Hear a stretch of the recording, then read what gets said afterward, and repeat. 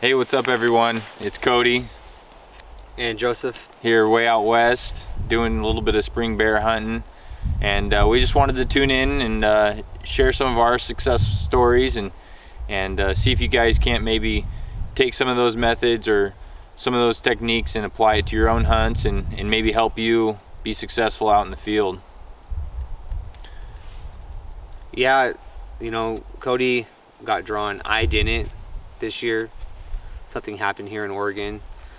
Maybe a lot of this going on, people filming, which is good for the hunting community as a whole, but he's the only one that has a tag this year, so I came down and trying to help him fill his tag. And one thing that I'm starting to learn, and I've always heard people say, but now we're actually doing it, is get away from pressure. Yeah, we've noticed the less hunting pressure, the more the animals are apt to be out and about.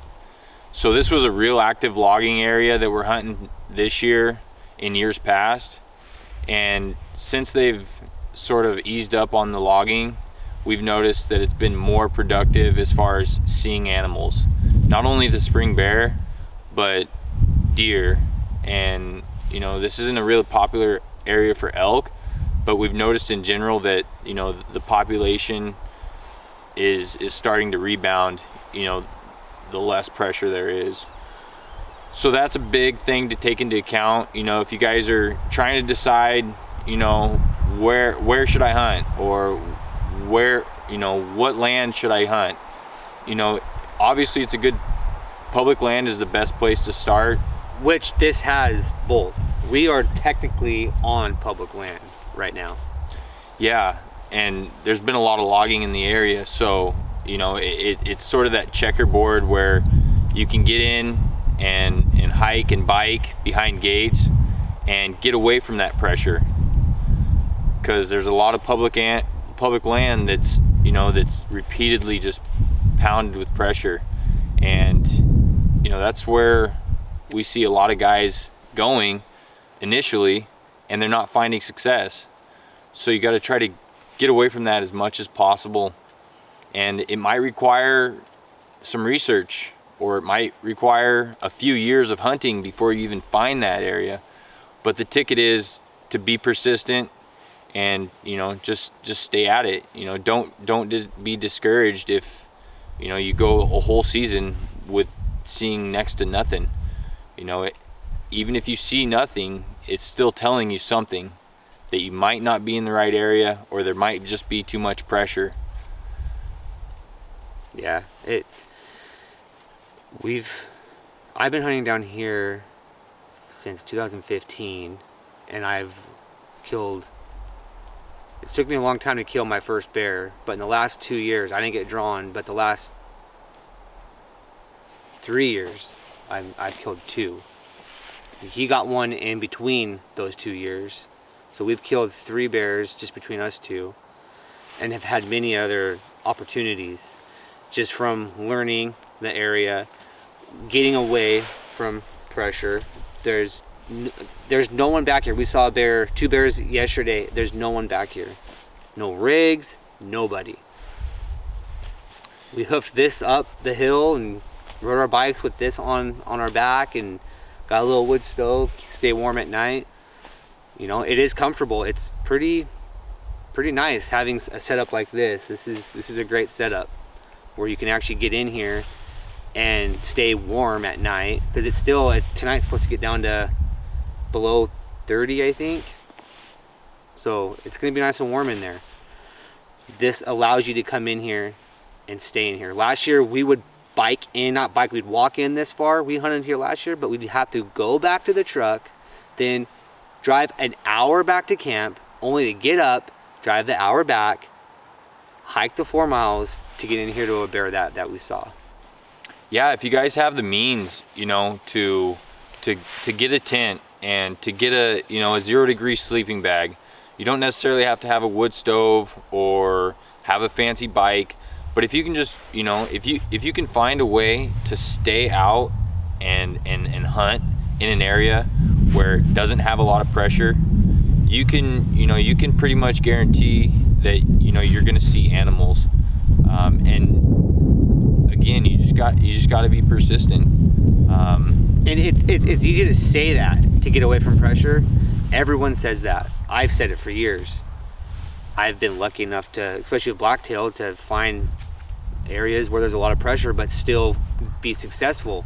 But the amount of animals you see, I'm telling you, I'm here to tell you right now, it changes big time. Big time. If you can get away from people. And it's not easy, It might take you some time to find that area that you like, that fits your style, that doesn't have a lot of pressure. But there are areas out there.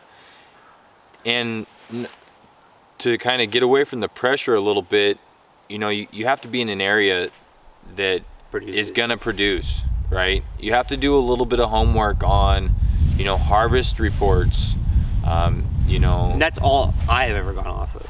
Right. I don't read a lot of magazines. I don't feel that they might tell you a general location. Oh, this portion of the state, yeah, it produces. But harvest reports really, and that's why it's a good idea not to lie on them. Because you and I, as hunters, we rely on that resource to have information brought to us so that we also know where to go. I know guys that lie on them. Oh, I shot my deer here, but really I shot him in this unit. That's what I tell them. Don't do that. It's not good for the research. That's one of the best things, is the harvest report. Yeah, reporting is huge.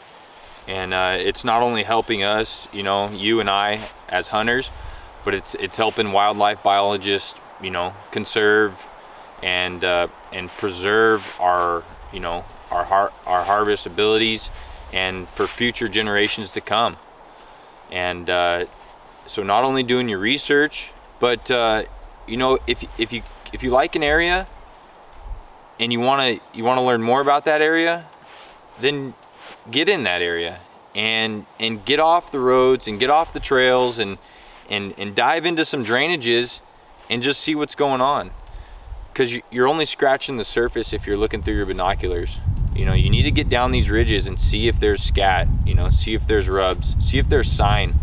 Because if you're not finding sign, it's a good indication that there's not very many animals in the area, and it might be a hint that you need to, look elsewhere. And also, one thing I like to use is scouting for other species during other species seasons. So if you're elk hunting in an area and you see a lot of bears, or you see a lot of scat that they leave behind I'll be honest with you, I don't go dipping into the timber for a bear, but in the areas that you hunt elk or hunt deer and you are timber hunting and you do see massive signs of bear, or vice versa, if you're bear hunting in an area and you see lots of bucks, especially in an area where we're 4 miles in, I imagine there's a little bit more pressure in here during deer season, but it's going to be somewhat to the same, where people are going to be more on the logging roads, the main lines, hunting the clear cuts that they can have access to. So use the season you're in to also scout for other seasons during the fall, or vice versa, fall to spring. Right. Yeah. Above all, just get out and enjoy yourself and enjoy the great outdoors, and try to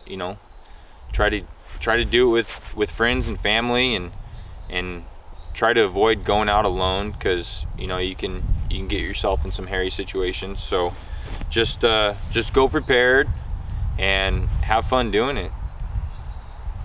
So some tactics here that we like to use for hunting spring bear. One, everyone knows green grass. Green grass is huge, especially in the beginning phases of this season, your April. It's big. Find the green grass. A lot of times, you can just hunt a lot. If you're hunting in a lot of timber, you can hunt a lot of logging roads that have nice green grass on them, and they're there. You'll turn around a corner and there'll be a bear right there chomping on some grass. Skunk cabbage. I heard skunk cabbage. I had not personally seen it, but skunk cabbage, I guess, is an attractant for them. We mainly hunt for the grass. We'll find clear cuts that down here where we're hunting in Oregon, They like to burn clear cuts. Find the burnt clear cuts. The burnt clear cuts will produce greener vegetation faster.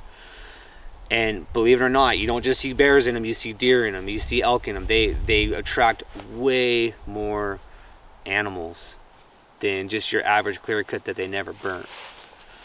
So that's important to look for. Look for the burnt clear cuts. They'll bring in a lot more vegetation and greener vegetation. Yeah, and you know, it's circling back to just being persistent. You know, you may go a whole week without seeing an animal. It doesn't mean that you're in the wrong area or you're doing it wrong. You just gotta pick up and look for those areas that are key environment areas for bears, and where they feel comfortable and where they're gonna be fed, because you know they've been in hibernation all winter. So the first thing they want to do when they come out is eat. And what are they going to go for first? Green grass. You know, that green grass is what's going to Gets their bowels going. gets their metabolism working. It you know, it kind of fires up their body in being able to digest, you know, berries down the road, or red meat, or whatever, you know, they find along the way. But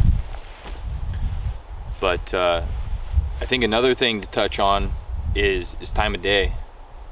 And I would say, and we're going off of what we have seen. Right. We're not some experts here. This is just what we have seen. Right. This is what's worked for us, you know. Not so much killing, finding them. Right. Because we do pass on, especially sows with cubs. Yeah. But yeah, time of day, you know, it ranges. I mean, we've seen bears first light, we've seen bears middle of the day, we've seen bears last light. I would say the majority of the bears that we have seen have been in the last hour of light. You know, that seems to be the time that they're most active. But again, you know, when you've been sleeping for 3 months and you roll out of your den, I don't think there's really a time of day, you know, that matters where you're gonna eat your next meal. I think they're just constantly on the prowl, looking for something to eat, and you just so happens you're in the right place at the right time. So you just need to look for those key factors that we've already mentioned, and try to align the stars to where. And bottoms. You know, like deer, even elk, you can catch elk in clear cuts bedded, and they blend in pretty good, and bears do too, but more times than not, they're coming out of a tree line. More times than not, they're coming out of a tree line, or in the morning, they're gonna be going towards the tree line. And I know a lot of animals do that, but you can glass up bucks in the middle of the day, bedded behind a stump, and he won't move that stump. He won't move from that stump all day. You just gotta find him. Bears, I have a tendency that they sleep more in the timber, and they come out right at that last hour, half an hour, out of the tree lines, especially in the bottoms. So it's, it comes back to 101. Yeah, all animals do that, but we're here to tell you that's what we've seen. That's what it seems like. Majority of the animals, the bears, in the evening, coming from a bottom, from a tree line. Watch the bottoms. Yeah, because they're on the move. You know, they're on the move. They're not held up in the, you know, in the timber like you see elk a lot of the times. You know, they're big bodied. They gotta eat. So. And also another sign, you don't see a lot of it. In fact, you don't see any of it down here where we hunt, down here in Oregon. But up where I live, up in Washington, tree damage. That's a huge sign, where if you can find areas where they've been peeling bark, and you can tell when you look into a patch of dog hair and a good portion of it's all dead, that's from bears. So they're in that area. They're working that area. They're stripping the bark off those trees. Those clear cuts around that area would probably be a good start. Look for dead trees. And even when you're driving through dog hair patches, you can see where they scraped on the sides of the road. You can see where they scraped all the bark off. So that's a huge indicator in certain parts. What I've been told is they actually have to be taught that.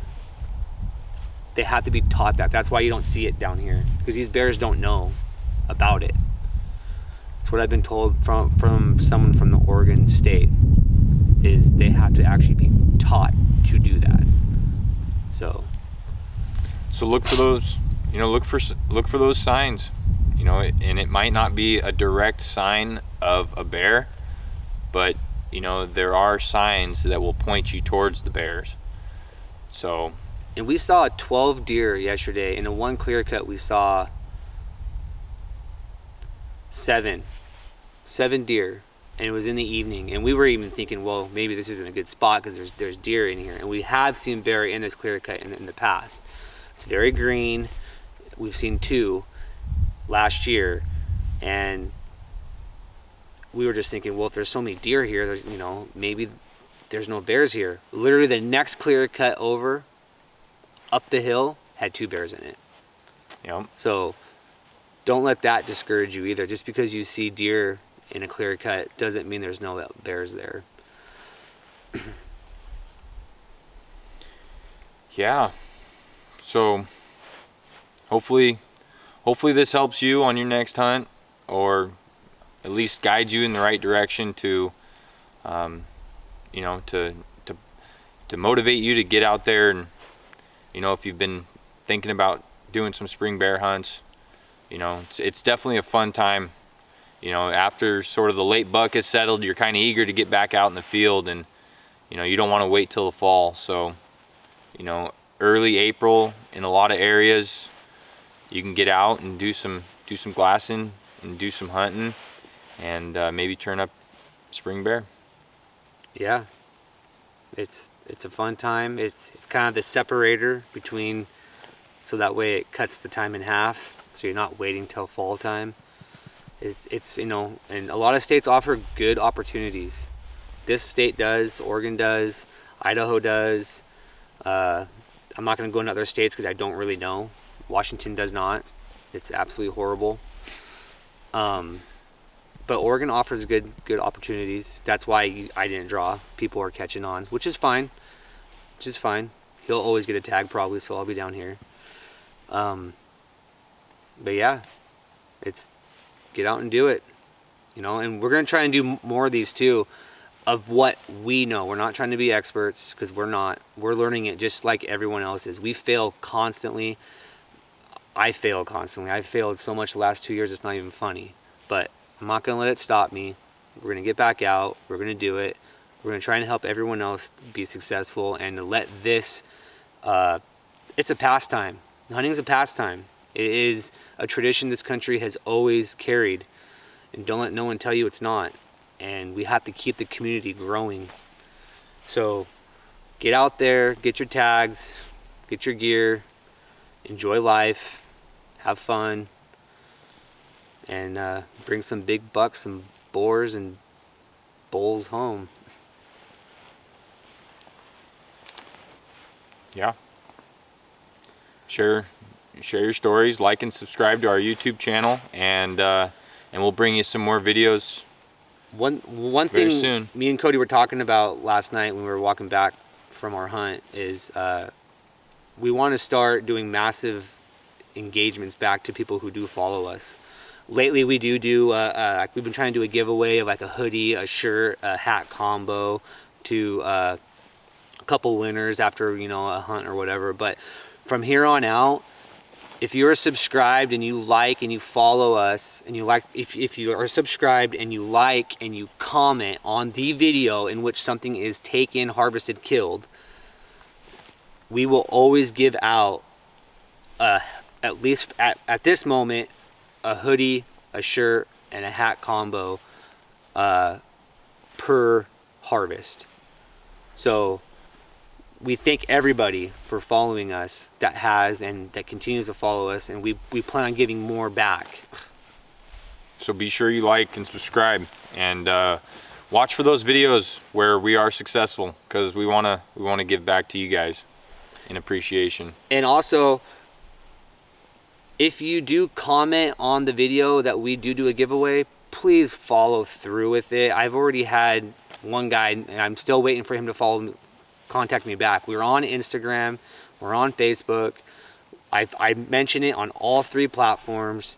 It's good if you're gonna do this to pay attention, so that way when the drawing happens, we can get this stuff out to you guys.